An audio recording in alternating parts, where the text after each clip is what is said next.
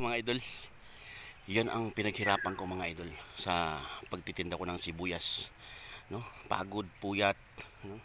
Talagang sipag lang talaga ang puhunan mga idol.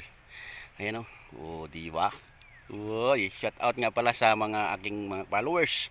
Thank you so much sa inyong pagsuporta sa aking pagtitinda ng sibuyas.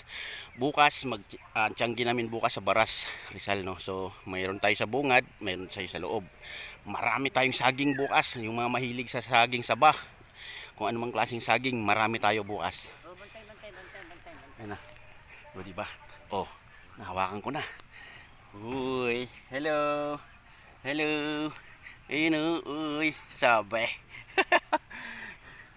kahapon to mga idol ng anak. So hindi ako nakapunta dito kasi busy. Busy kami. Mamaya gagawa kami ni Utol Reveal ng displayhan na papag. Kasi bukas dalhin namin sa Tianggi para sarili namin yung papag. Para hindi kami mahirapan. Hindi namin kailangan ng sapin, ganun. Ay, si mama.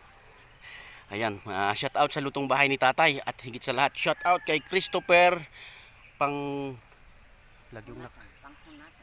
Christopher Panghunasan Gausin. Ayan, shout out sa idol. Yan yung hindi ako marunong mag-flex. Sa lahat ng mga nagpapa-shout out sa akin, ipi-flex ko kayo, magpapaturo ako. Paturo ako nun kung paano gagawin yun. Yan, thank you so much. At maraming salamat. Lutong bahay ni tatay, good morning.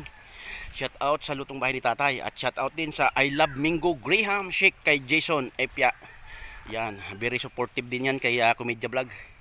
At thank you so much sa team lutong bahay ni tatay dyan sa Caloocan. Yan po ang aking pinaghirapan. Yan ang aking nabili sa pagtitinda ko ng sibuyas at bawang mga idol. At siyempre mayroon pa. Isa-isahin natin ang ipapakita yung ating mga napundar sa pagtitinda. Yun naman, kay mama na alaga din yan. Sana yun? Ayan, oh. Ilan ba yung baka mo, ma? Ilan na lang yung baka mo? Ayan na lang. So dati mga idol, si mama napakarami ng baka niyan. Lalo na yung si papa nung nabubuhay pa si papa. Ang baka nun ni papa nung nabubuhay pa. Hindi ako nagkakamali, nasa 50 mahigit ang baka nun. Oo. Tapos ang sarili niya 20, mahigit 27, ganun. Tapos nung namatay siya, pinatay siya doon sa sugahan ng baka. Ang nakuha namin 7 lang, 7.